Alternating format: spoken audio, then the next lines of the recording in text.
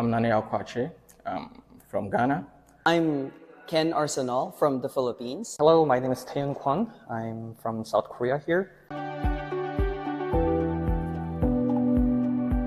I work with the government of Ghana. And basically my research is about FDI governance and institutions, and how maybe they impact policies. I'm currently a PhD candidate here at Korea University, taking English language education. My main research is studying for the Alzheimer's disease using artificial intelligence and trying to understand and interpret some of the symptoms. Maybe looking out for data or searching data. And my research is actually based on the African continent. And if you've really looked at the database for the African continent, you realize that there are a lot of gaps, okay?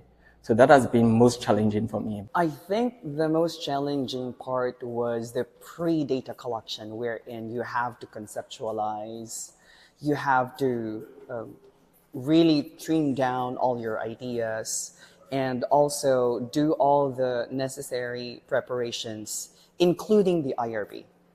My research project is trying to find the clinical values of my research.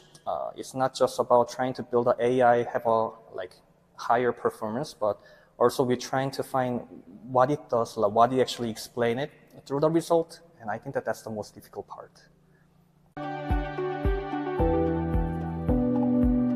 That is to find answers, and knowing that at the end of the day, the answers are going to impact the lives of my people and to also bring my people out of poverty. That is the most important to me. I think it is when you see your name published. I think that's the most exhilarating experience for me. Most rewarding part of my research writing is when I actually gather all the information from the introduction method and result, combining everything together and make the conclusion that I actually wanted to, and actually it kind of explains everything by flow.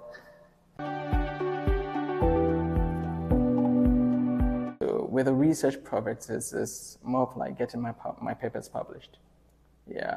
After a hard day's work, after months of searching for data, trying to analyze things, you send it to a journal, they go through, they review your work, and they accept it as good.